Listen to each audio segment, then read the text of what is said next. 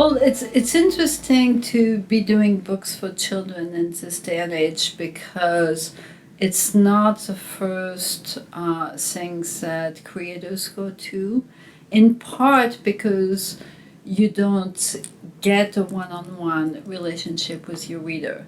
If you publish literature, or if you publish avant-garde poetry, you can have this direct feedback from your teachers.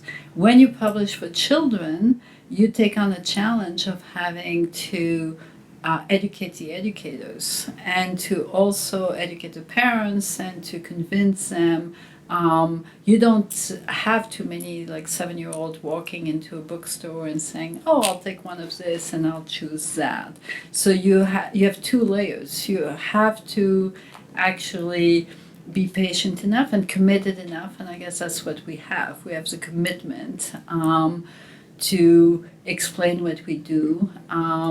We don't get quite the rewards that it would be if when I was publishing Raw magazine many years ago. I could feel the electricity when I would put something out and I would get it back from independent bookstores and from comic book fans.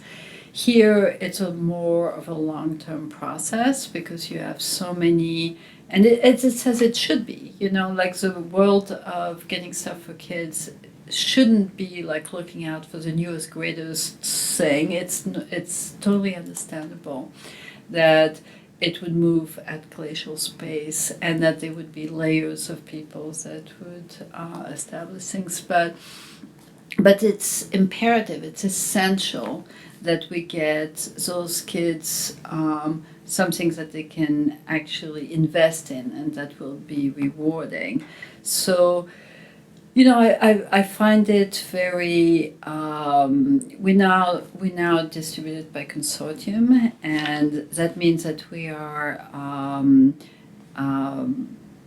The advocates for our books are also pushing Enchanted Lion and No Brow and Koyama Press and Ozu.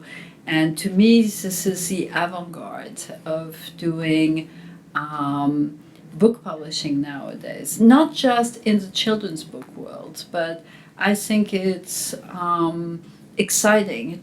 To me, it's very exciting to see so many other publishers bringing out like intelligent books, exciting books, like one book that we'll have coming out in the spring is a Benjamin Bear book. It's one-page comic strip. It's great for kids. I know plenty of adults who love that strip. It's very sophisticated in its humor because it deals with the law of logic and the law of physics.